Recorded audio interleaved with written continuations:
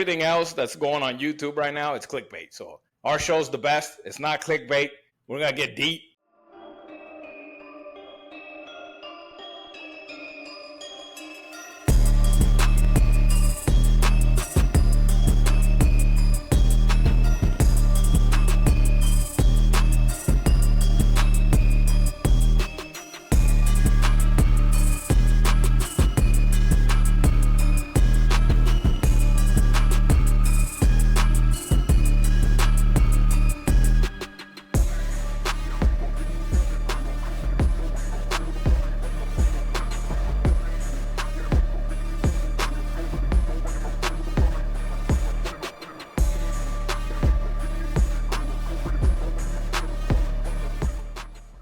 Let's get this show on the road. We're closer to preseason. And we're celebrating the 10th episode today, and we're about at a 1.2 subscriber per episode average. So, I mean, hey, take it for what it's worth. I think it's pretty good, but my standards are not very high. So it is what it is. But anyway, welcome back. Please chop that subscribe button. Give us a like, give us a comment. We're going to have a game today. We're going to talk about some would you rather stuff, some hypotheticals.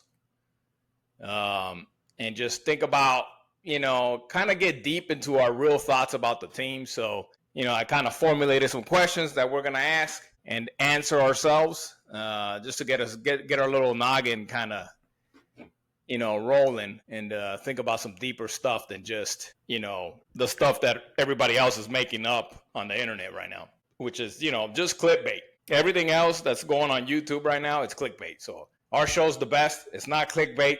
We're going to get deep, So stay with us and I'll see you at the end. But yeah. Anyway, you got anything to introduce us with? Greasing the fence. Are we greasing the fence? No, man. Let's just get right into it. There's some action going on, right? There's some. Aren't the Chargers in training camp now? They opened. Rookies reported today. Yeah. Oh, okay.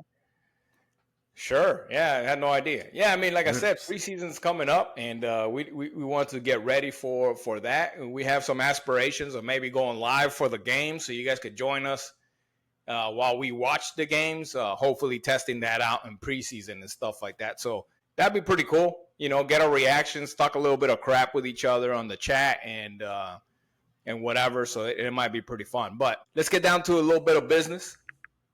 And I'm going to start kind of like at the top, like front office, franchise level questions and see where we go from there, right? We just have a good conversation about it. So first question here of our Would You Rather Miami Dolphins edition here and outside the pod is, would you rather Stephen Ross keep the franchise and stay in Miami, or he sells?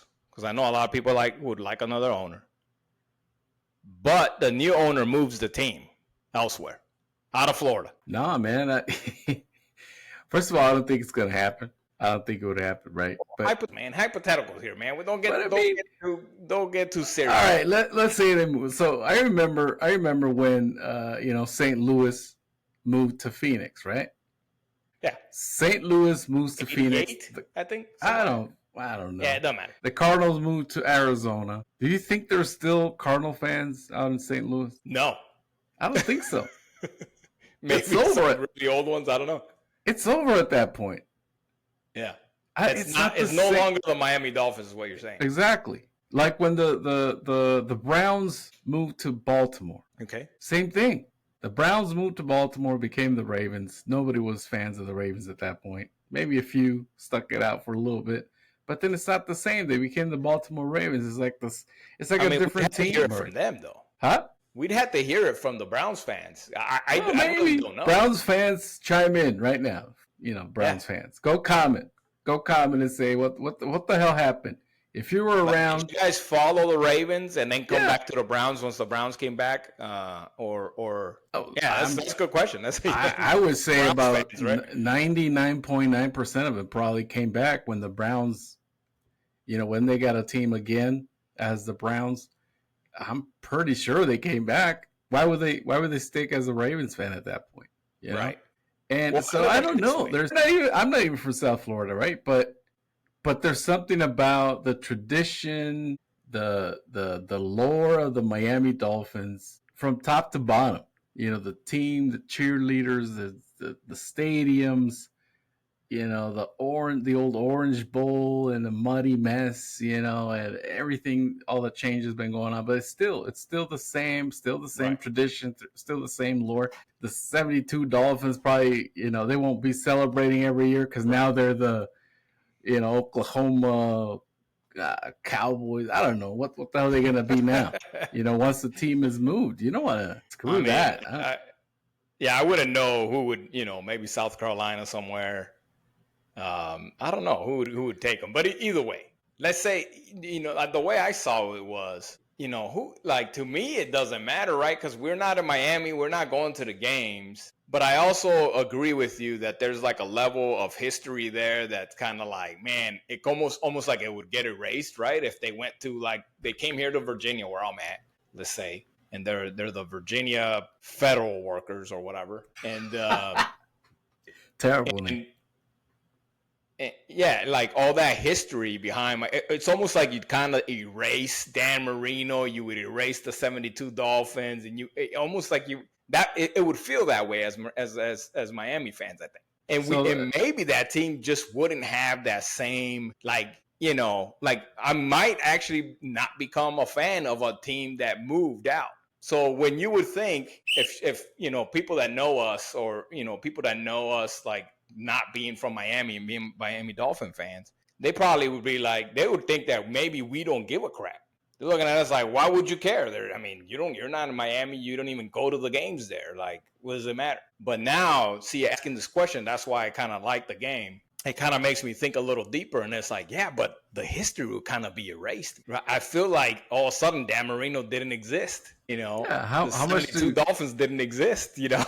Yeah, like, for example, for these kids, you start talking about the Houston Oilers and Warren Moon and things like that. Right. A lot of that stuff is forgotten. Man. Yeah, erased, bro. Sometimes we bring up Warren Moon because he was a great quarterback, but at the same time, it did kind of erase, bro. Yeah.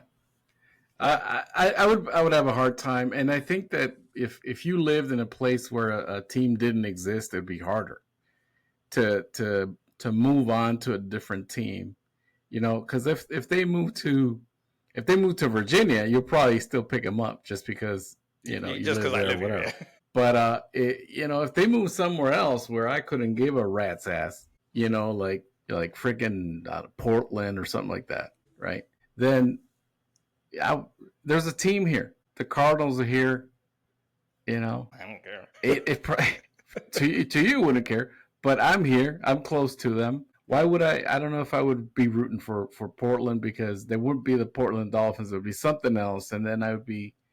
You'll end up going to the Cardinals, probably. I'd probably be going to the Cardinals. Yeah. Yeah. Cool. I mean, yeah, that's good, man. How about go ahead and read the second one there, B, and I'll go first to answer. All right, cool. Would you rather have the Dolphins win a Super Bowl this season but not make the playoffs again for another 15 years, or have them be a consistent playoff contender for the next 15 years but never win a championship? So, wow. Okay. I think win a Super Bowl, man. And then just suck for another 15, right? I mean, we made it this far. We made it 25-ish or more, right? Super Bowl's been a lot longer than that. So can I go to a playoff? But is it part of the? What is it part of the excitement? Not knowing. Yeah, and the thing is, as Miami Dolphins fans, is we don't know what it's like to win a bunch of Super Bowls like New England. Do you get kind of bored? You know what I mean? No freaking way, dude. Like, I'm done, bro. Like, I don't even want to watch it like anymore. Like, no way. For us, it's always nail biting. You know what I mean? Like, you know, or like freaking intense losing all the time. But but I hate to be. I feel like our draw is so bad, man. We're like the worst team right now. You know what I mean? Like, it's so bad. So we're not the worst. I'm the same, but it's up there. And I know, okay, we have the 72, and we hang on that for dear life, right? Like 72 Dolphins best fucking team ever, right? We know no matter what, everybody's like, oh, Dolphins the best. But we haven't fucking won shit in a long time. So 15 years ain't shit, bro. Like I said, we've done this for 30 years or more. Like we've been there. Like we could continue do another 15. But at least we have a Super Bowl that we could say, hey, 2025 we won one. I don't know, man. What do you do for those 15 years? If you know you're not going anywhere, well, then why would I watch? That's my point. Like, why would I watch? I mean, no, but I'm not saying that you would know. The question is just, would you rather? It's not like, okay, well, we won the Super Bowl. Now we know that we're not gonna win for 15 years. That's not the question. That's not how it's supposed to go, man. Yeah, that's totally where my mind went. Like, what am I gonna do for 15 years? Excitement's gone. I'm already an old man. Give me the Super Bowl right now, and I'll just quit football for the rest of my life. Just watch another team, man. Nah, man. I've tried. Yeah, we tried. Nah, no, it's a good one.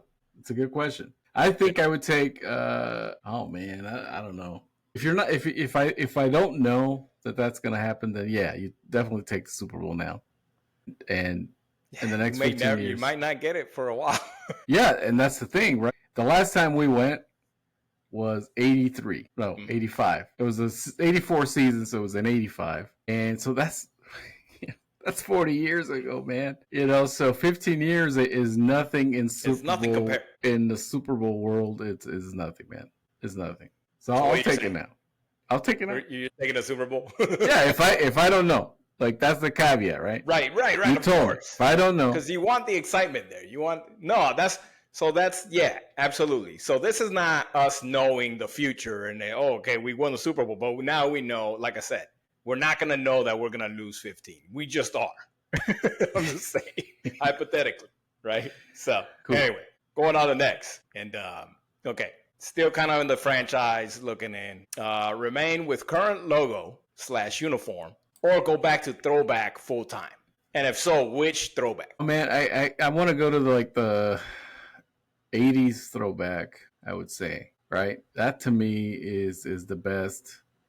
Wasn't it just voted as the best? I saw it somewhere on X that it was voted the best throwback in the whole league. So I would definitely go to the throwback full time.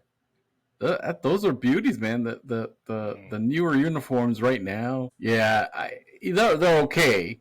I still like them, but there's nothing like those throwbacks, man. Those old Aquas and that old Dolphin logo that looks faded. Looks like came out of a 1979 newspaper or something like that. It's just there's something about it. It's a beautiful thing, man.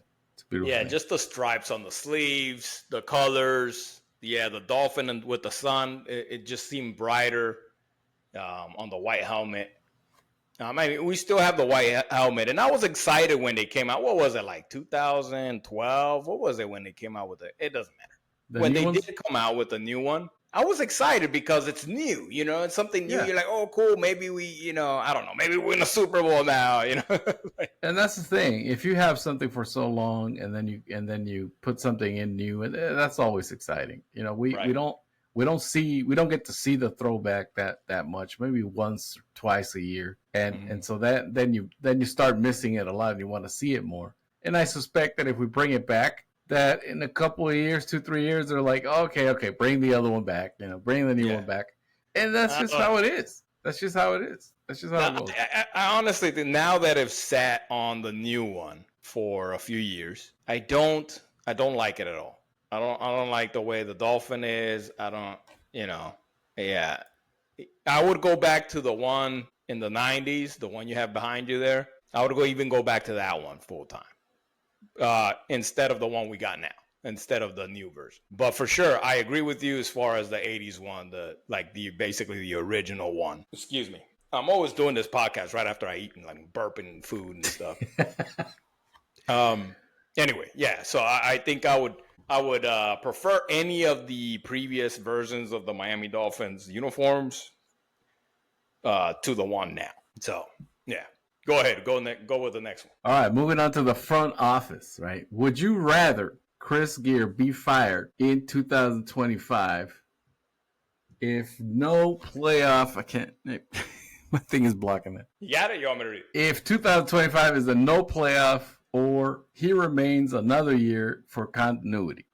Okay. Yeah. So Chris Greer being fired after this season, let's say it's a bad season and Chris Greer, like he should probably get fired.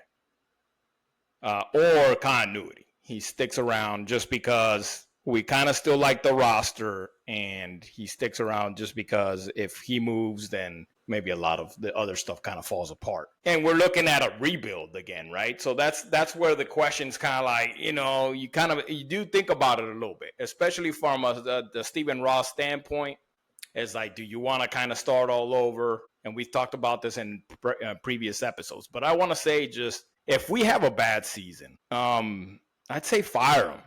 Fire him and let's get, let's get the ball rolling on something else, because we may, while the reset or the rebuild is not going to be as bad as like if he sticks around and we kind of go, 9-8 or 8-9 for a couple more seasons, like that, instead of like if he gets fired and then like, Mike McDaniel gets fired and Tua's gone, you traded or whatever the case may be. And now we're no shit in the rebuild. And the next 2 years we're going freaking, 3 and freaking, 15 and or whatever it is, 3 and 14 and and then like 4 and, kind of that rebuild stage.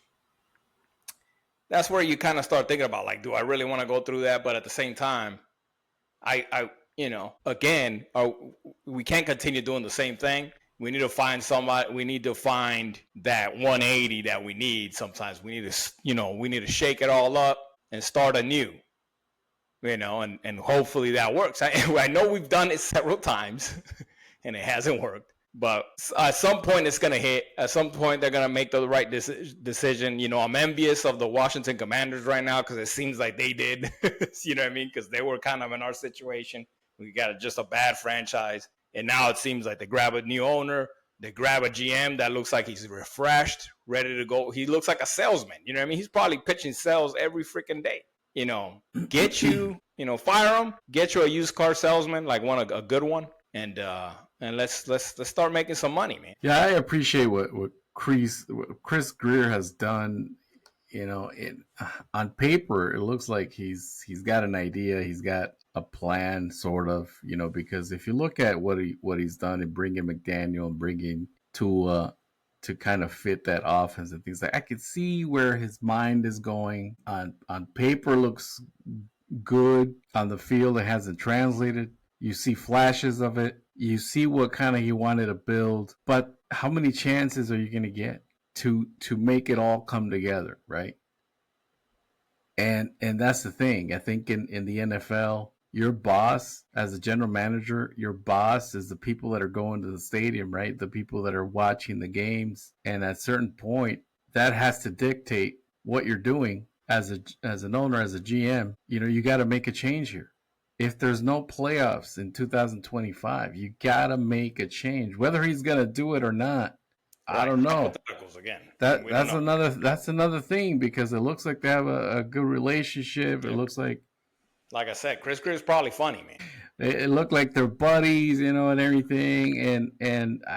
But when you have this going on time and time again, you do have to make a change. It's time for a change if it doesn't happen. Whether it's going to happen or not, I don't know. I hope so, but if there's no playoffs, there's got to be a change somewhere within those three people, or two of them, or all of them. Right. Greer, McDaniel, Tua. Something's got to give it. Yeah, something's got to change if we want to move forward, for sure. Okay. In the event of a bad 2025 season, would you rather pursue defensive coordinator Weaver as head coach, or go for an old vet like Gruden? I like Weaver. I like Anthony Weaver a lot. I think he will be at a certain point a very good coach. He's already interviewed for coaching jobs in the past, and I think people respect him around the league. I think people know that he's going to be eventually a good coach. He's done really well with defensive lines and being a defensive coordinator. I think he did really well with the pieces that he had last year, right? But and I think we're going to have a good year as far as defense. If we maintain health, I think this could be one of the best defensive lines in the league. I don't know about defense as a whole. That remains to be seen. So I fear that if we don't grab Anthony Weaver right now, I like him a lot. If we don't grab Weaver now, that he's gonna go somewhere else at the end of this year or the end of next year. So within the next 2 years, he's probably gonna be a head coach somewhere else. If we don't grab him, he's gonna go somewhere else, right? And you know what?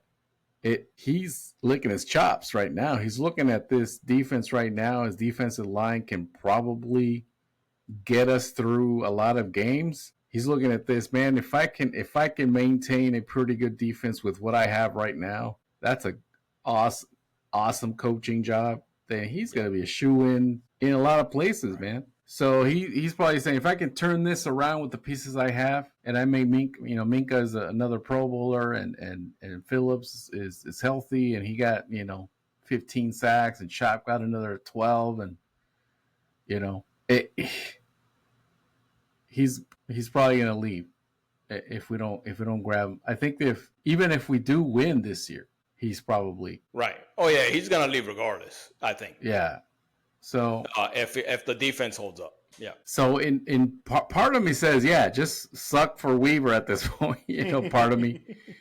But man, I know that there's going to be others, and you're talking about Gruden. Right. I don't want Gruden. Vet like Gruden, and I guess I kind of opened it up. Yeah. For an vet like Gruden. So I think there's going to be others, probably available too. But if you Google, you probably get a list of people that are going to be available, and there's some good coaches there, some people with experience, some up and comers and stuff. There's always a couple that you can maybe grab onto, right. But just to answer the question, just because you mentioned Gruden, I wouldn't want Gruden on this team, and I think that people deserve a second chance, and I think he's maybe he's changed, maybe he's not going to be doing that kind of stuff anymore. But people don't forget that kind of stuff, man. And he's going to be asked, and the players are going to be asked. Do you want that kind of attention? I mean, we talked about the negative attention that somebody like Jalen Ramsey would have brought, and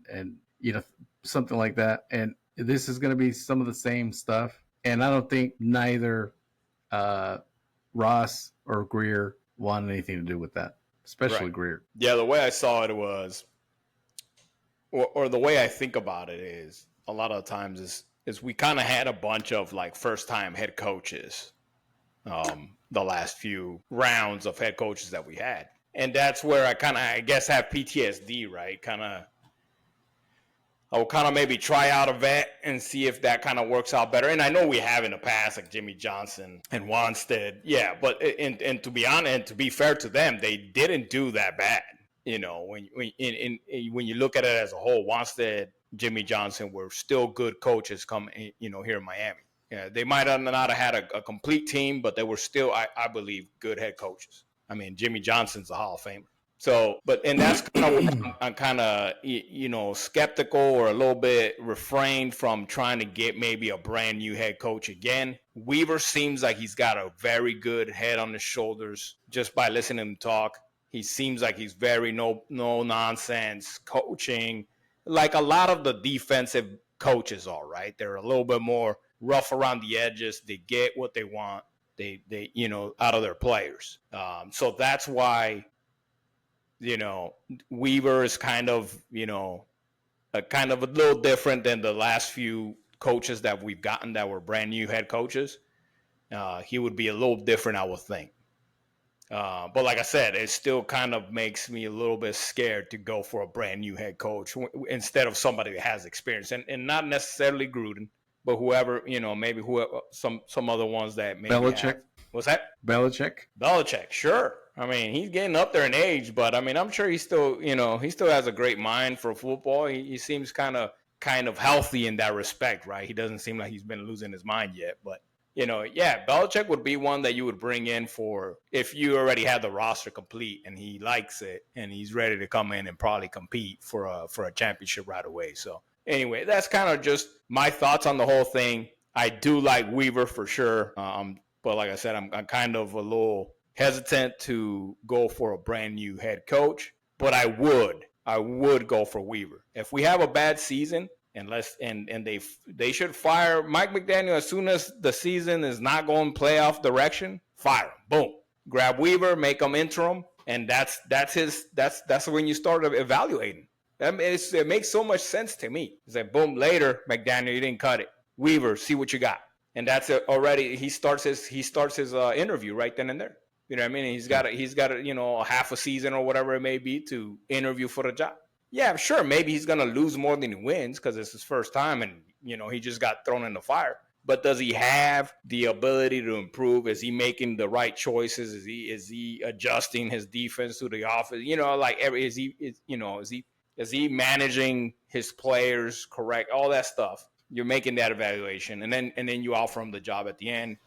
And you might have a little bit better chance than other teams that are probably going to be looking for him. Since he probably already established himself in Miami, he's got rapport with the players. He's probably going to love his defensive line. He just needs to add some secondary, and he's good with that. He could focus on getting a good offensive coordinator, and let's work on the offense and move forward. So, yeah, that's my 2 cents on that. But moving on to the team specific questions. Would you rather see Tua remain with the team at the continued risk of being multiple games every season, or do you start to formulate plan B, getting somebody in the draft, maybe looking for somebody in trade after this season? Well, if he has, he's under contract right for a little bit.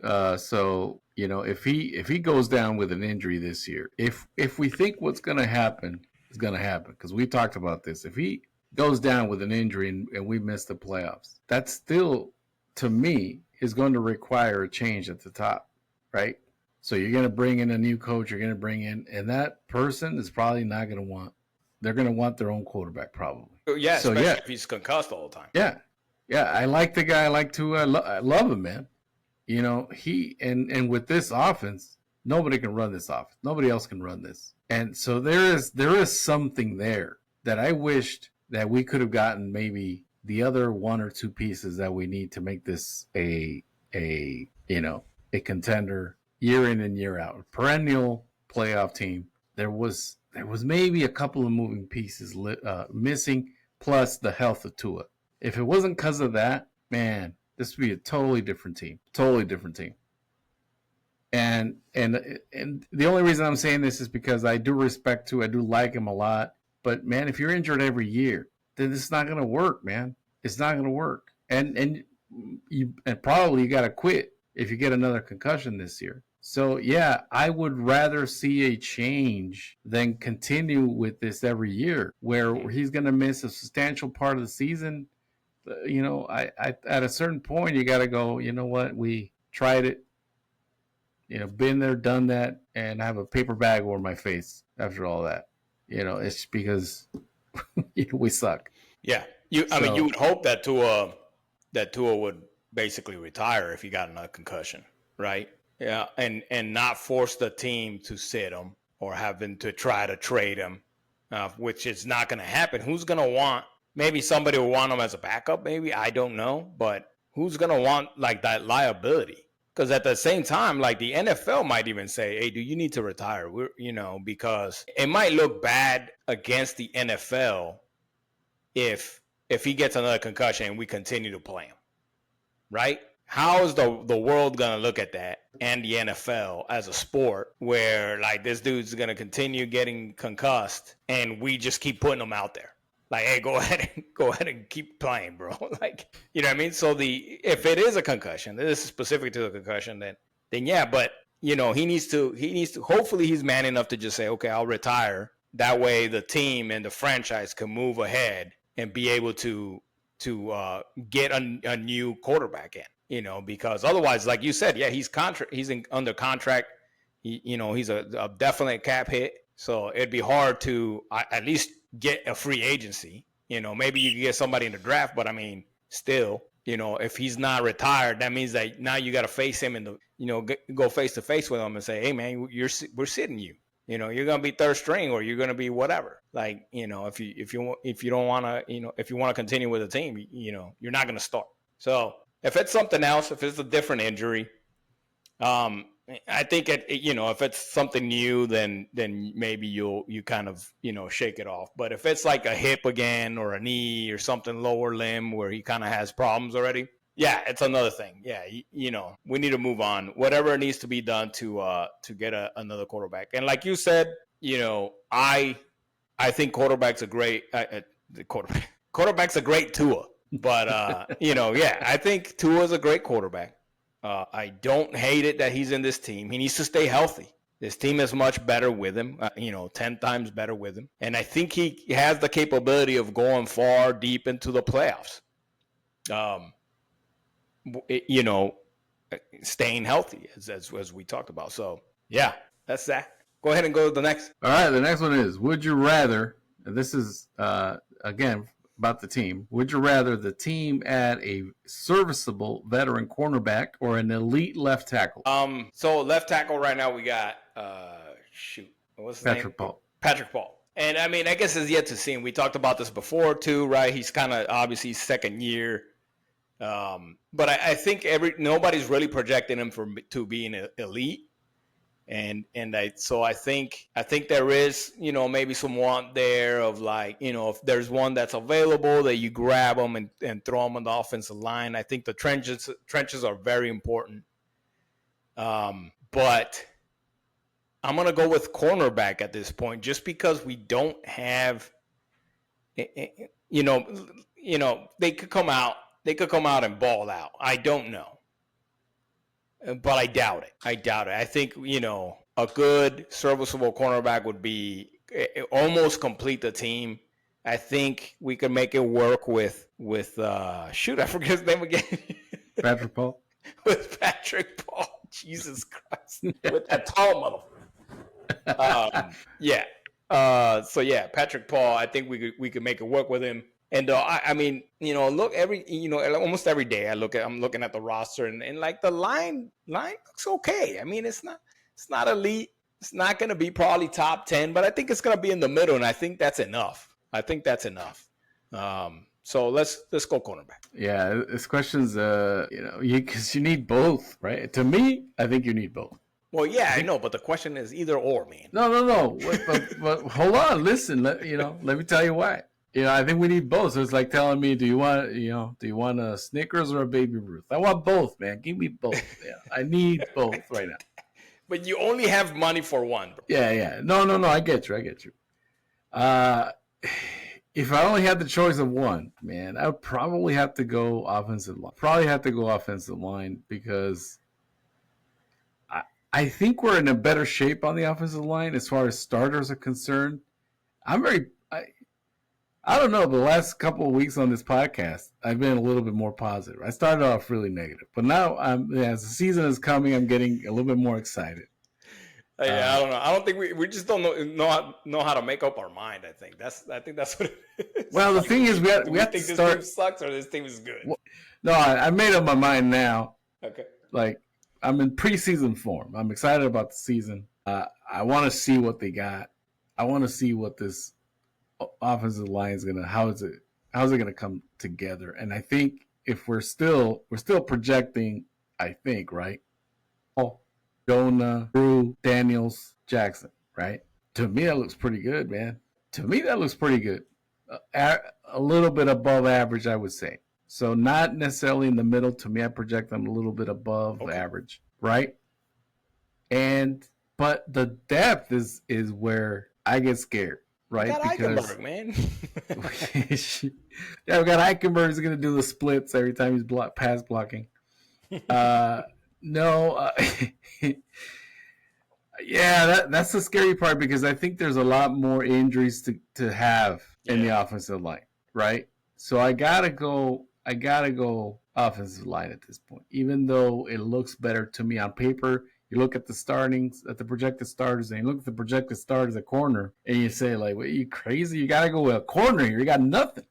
All right. But But the thing is, you still got a good defensive line, and you got a Pro Bowl safety, and you got some some good line. I mean, average to good linebackers. Mm-hmm. We got to see what this Grayson guy is gonna do, right? This undrafted free agent who everybody's looking at like, wow, he's a gem, he's a find, right? Sure, sure. And I don't know if you've read about him, but it's you can maybe go without the corner at this point. The death at offensive line is probably and this is the talk of the town, by the way. This isn't rocket science. This isn't like new stuff right now. Everybody's talking about this thing. I think the offensive line to me is a little scarier as far as the depth is concerned. So I'll go with offensive line. And there might be some to be had, right? I mean, right after training camp, you gotta cut down the rosters. There might be somebody coming. Yeah, you could. I think you could beef up the depth pretty easily, like you just said. After everybody starts making their cuts, you might find one to serviceable second string guys that could jump in there and at least hold up the line until we get healthy again. So, and again, I don't disagree because I think the trenches are very important and so you make a lot of money there, especially with our run game. I think it was a big problem last year of not being able to get that started to open up the passing game. So yeah, making sure that just because Jonah falls or Brewer falls, that it doesn't go to waste. Basically, I think it is important. I think you're right. And maybe the cornerbacks. I mean, what's the difference between our first string guys, our starters, and our second string guys? Probably not that much. So I mean, there's not much of a difference there. I mean, I don't know what I'm trying to say there. I'm just saying that maybe if one of those guys get hurt, I mean, you kind of have a similar guy coming up to replace them. Just as sucky, you know what I mean? But at least we're gonna keep it consistent. So I got a good one coming up. Would you rather have Tyreek Hill and Jaylen Waddle, or Ja'Marr Chase and T. Higgins as your receiver duo? Oh, this is gonna make people hate you. Let's go. I don't like this question at all, man. I mean, if you look at it on paper, of course you want Chase and Higgins. I would say because of their youth and they're still young guy. I know Waddle's a young guy too, but Tyreek Hill, if you put the average age together, right, I think it's probably Ja'Marr Chase and T. Higgins, right? Contract situation though, I don't know. I think these people are going to command more money, right? These two, Chase and Higgins. But the thing is, if I'm going to answer this question, I'm going to keep Hill and Waddle, dude. I already built a relationship with these two guys. I mean, they don't know me. They don't know who I am. They don't give a fuck, right? But I'm already invested in these guys. I already look forward to Jaylen Waddle doing the waddle in the end zone and spinning that ball, and that's what I want to see, man. I've already built excitement and a relationship with these two guys, and I don't see myself rooting for another right wide receiver duo. I'll just keep it as that basic answer right now, without looking at contracts, age, or anything like that. Tyreek Hill and Jaylen Waddle just, I believe, are just as good, right? Yeah. I don't think it's so easily said that Ja'Marr Chase and T. Higgins are better. I think they had a better year last year, yeah. I think we had some things happen to our team last year in 2023 that kind of took our guys down. But before that, it was very comparable, right? 22 or 23, whatever, 2 seasons ago, we had it was up there. They were up there. Hill and Waddle were up there as the, one of the top duos in the league. They were. So I still think they got it, man. I see Hill. I mean, kudos to Tyreek Hill. I'm seeing him on social media running routes hard, doing his races, doing his track training, saying that he's trying to get back into just a football mindset. And and he's showing that he kind of is. I mean, like I said, I see him on X posting on TikTok, out there playing with his, kids and everything, running routes, freaking and hard. Like he's putting in the work. And so I'm confident and I'm very hopeful that these two are gonna emerge this season. as back to the top 5, top 3 duos in the NFL. And yeah, so I would still keep my receivers. I think I have too much loyalty to them right now. Tyreek Hill does some stupid shit off the field and sometimes on the field, but he's still my wide receiver 1. To be honest, I still like him on the team. I don't want him to go anywhere. He's And still the Jalen best Waddle, player. he was drafted by Miami, man. He's homegrown. I mean, in the team, and I definitely, I always have loyalty to those guys that are coming up with us, and Waddle is one of those guys. He's just a pro. He stays clean. He does what he has to on the field. You don't hear him complain too much. I like him a lot as a That's receiver. what's refreshing about him, right? What's that? That's what's refreshing about it, right? That he's not like one of these diva receivers, right? It's so refreshing that Waddle isn't that. I mean, he could turn it to that, but at this point, he hasn't shown any part of that. He doesn't seem like the type. You know what I mean? He seems like, quiet, just ready to play football, have fun, compete. He seems like he's got that competitive fire, which I like about him. And I think, just keep our 2, man. Just keep our 2. Go ahead. Couldn't have said it better. Dale. My next? Yeah, go ahead. Would you rather the Dolphins run a pass-heavy or run-heavy? So like a Marino-style offense, right? At least when he was here and we didn't have a run game. And they kind of turned to that where he was just passing every down. I guess we kind of had that. I think it's already tipping in the previous couple of years. It kind of tipped to the passing game more, right?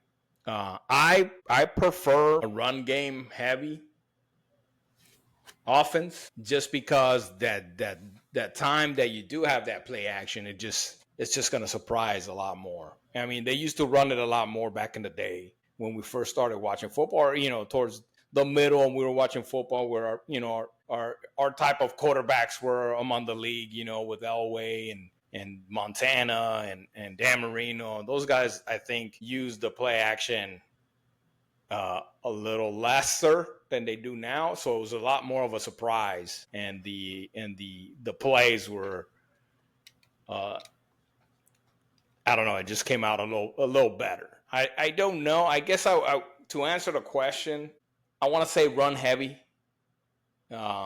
because I feel like we have great running backs. And I also want to see some wide open Tyreek Hill and Waddle when that surprise of a pass play comes around, right? But at the same time, I think coaches would probably say you need to have both, and you need to be very, very balanced. Yeah, I agree. I would want to go run heavy with this team, and that's the caveat. I think with this team, I'd probably go run heavy. And only because, I don't know that keeps Tua upright, and then when you need him to come up with a play, then you can have that. I would still prefer a balanced offense, but if I had to answer the question, I would go run heavy. But in this day and age as well, I mean, I think you need a very good passing game. I think you need a balance. I think you need a balance, for sure, a balanced team. Like, if you look at the Kansas City Chiefs, they're a balanced team, I would say. I don't think they're run heavy. I don't think they're pass heavy. I think they're pretty balanced. And they have a really good playmaker at quarterback. And when they need a play, they make it happen. And sometimes they make it happen with him, with his legs. Sometimes they make it happen with his arm. Right. But they make plays. Yeah. Right. But they are, I would say, a balanced offense, and I think that is probably the preference. And I think it's because it's gonna open up everything else. If you run it well, like for us, for this team, we were much better when, Jeff Wilson Jr., Mostert were running the ball, and Achane as well. When they were running the ball well and they had to come up to the line of scrimmage to try to get them down, then that was when it opened up everything else. Yeah. There was some very nice plays where there was a lot of man-to-man on the outside, man. No safety help because the safeties are worried about Mostert coming out the back, So yeah, you would rather have that. But just to answer your question, you would rather have the run heavy because then the pass will open up for you. So I think we've had both in the past. You mentioned Dan Marino era, it was a pass heavy team for sure. We didn't have any good running backs. We tried. We had a lot of people come in. It was a revolving door at running back, and it just didn't work, right? And then we had the run heavy Dolphins with Ricky Williams, Ronnie Brown, and a revolving door at quarterback. Yep. But that didn't help either. So yeah, you got to want an offense, and you got to run first, pass second with that kind of balance. Right. And so maybe the question is, or the answer is, you use a run to open up the pass, and you just have a run first. Yeah. It helps to be able to run the ball also to keep the opposing offense off the field, especially if you have some problems with your defense, which I don't think our defense is going to be bad. But when it comes down to a pass heavy offense, maybe if they're able to figure out how to stymie the rush of the Miami Dolphins, the pass rush, then a lot of big plays could be had and down the field. So we could keep them off the field with the run game as well, and really make the game really short for their offense, and then open up the field for passes as well. So yeah. Anyway, would you rather the Dolphins defense be known for suffocating pass rush or its elite coverage in the secondary? I would go with the pass rush, right? I think that the edge players, someone like Jalen Phillips, Chop Robinson, Bradley Chubb, they'll have more those kinds of players. And I'm not saying just Dolphins, but just in general, I would say that the edge rushers have much more of an impact in a game than corners, right? Corners or safeties combined. So I would say I would rather have an edge rushing team like we have now, a stronger edge rushing team than secondary. Because if the quarterback isn't able to throw the ball or is making mistakes throwing the ball, then that benefits the secondary, right? And you could have an argument the other way around, right? If the coverage is good, you heard about coverage sacks, right? If the coverage is good, then the sack will come. Yeah, it comes in the 5th second after the snap. Then but the coverage is good. It really depends on who you're playing at that point, right? Because some quarterbacks in this league, you give them a little bit of time, they'll find a wide receiver. It doesn't matter what corner is covering who. It doesn't matter. You get Josh Allen and Mahomes and Aaron Rodgers time to throw the ball, they'll find someone. So I think the edge rushers, to me, get the edge here. No pun intended. Yeah, I think you intended that. Of course, man. Yeah. What do you think? And we're gonna find out this season, I think, where we're kind of taking that risk, right? Where so far before the preseason starts, we still don't have cornerbacks that are like, besides Kohu, starting caliber cornerbacks. They're kind of just some no-namers, and we'll find out soon enough. And if they continue with that strategy, and maybe their mindset is like you just said, maybe our pass rush is so good that it elevates our cornerbacks because they only have to get real physical and sticky for 3 seconds. You know what I mean? You just tell your cornerbacks, if I was Chop Robinson, I would tell my cornerbacks, my teammates, I'd be like, just give me 3.5 seconds, bro. Cover these cats for 3.5 seconds, and that kind of gives them the confidence, right? That's in their mind, going and getting up on the line, getting up on the receiver. All I have to do is keep on this dude for this long, because I got a feeling I've never played cornerback. Never fast enough to do that. But I got a feeling that you do get a little frustrated chasing this dude around, doing all this spinning and juking and all that. Like, after a few seconds, man, you give up on the play. You know what I mean? That's when you find the wide open receiver. You know what I mean? And you see it all the time. The cornerback acts like the safety, blames the safety for not giving him safety help, but you just gave up on the play, man. But anyway, I think I agree with you. And I think the Dolphins' strategy as of right now is with that mindset of like, let's get to the quarterback. Let's make them make mistakes.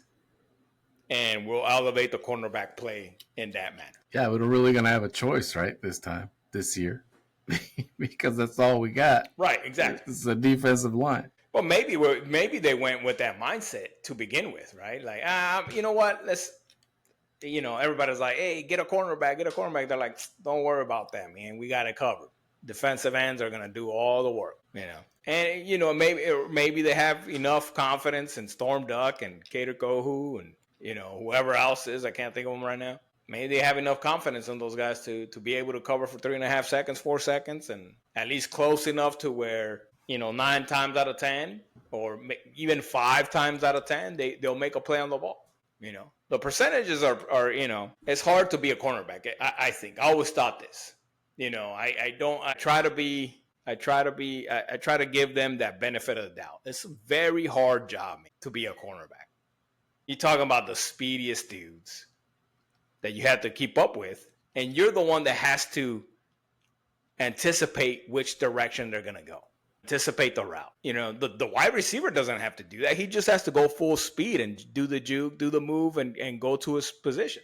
The cornerback's got to hopefully guess correctly in which direction that freaking 4-2 fucking running wide receiver is going. And he's running backwards for half that time. Mm-hmm. You know what I mean? Yeah. So that's a hard job. And so even the elite guys, it's probably all just luck. I mean, you kind of just, I don't know. I mean, or just experience of studying the receiver, studying the plays, being able to know when to jump the ball, being able to anticipate what route the receivers is tipping off.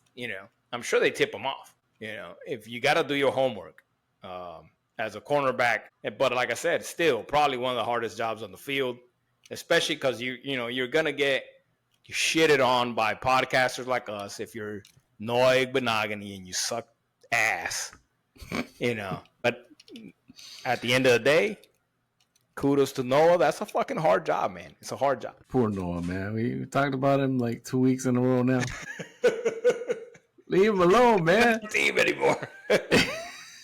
Exactly. Right. Not even on the team anymore. We talk about him more than Tua in this podcast. What the heck? Right. Any other would you rather's that you came up with while we're sitting here? No, man. No. It's a good show, man. I liked it. We're running out of stuff to talk about until training camp. We'll be I'm just kidding. I mean, if we need to take a break, we'll take a break. I'm sure the listeners are taking a break from us anyways, from a lot of the podcasts, because they know that there's not a lot that we're talking about. So, even when I'm on YouTube, it's like, why do I want to go listen to this dude talk when there's probably not much to talk about? Like I said, I was looking at YouTube today and yesterday and stuff like that, and other podcasts and stuff like that. And they just have clickbait ass shows right now. Oh, this rookie and this, whatever. I can't even come up with it. Their thumbnails are like crazy, and it's all clickbait. They just make you click in there, and then they're just talking in circles about nothing, and you're like, dude, you just made me click in your damn show. You got me though. Hey, kudos to you, because you got a fucking viewer to click on your damn video that you lied about on your fucking thumbnail. It's just like this Asante Samuel Senior's comments about, and then somebody on Asante Samuel Jr.'s account said something about, hey, don't listen to your dad, just go play with the Dolphins. And he liked the comment. And so there was a few people in social media that were like, oh fuck, he's coming, he's gonna come to the Dolphins, dude. He liked the comment. No, he's not, dude. That's not what that means. Or or Asante Samuel's training in Miami Gardens or whatever, and it's like, dude, I think somebody was saying like he lives there or whatever. Everything's blown out of proportion. Like calm down, stop making stupid clickbait. Like I said, okay, I get it. You got me. But most of the time I go in there just to make a comment, which I guess works, right?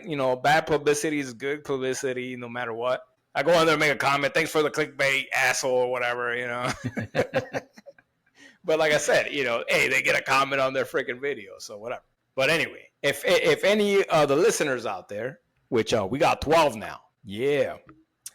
Got any more freaking would you rather questions out there? Post them up, and if you want to answer any of these questions on our video here, go ahead and comment down below. But for sure, chop Robinson that subscribe button and press that like button as well. Up. And and come listen to us.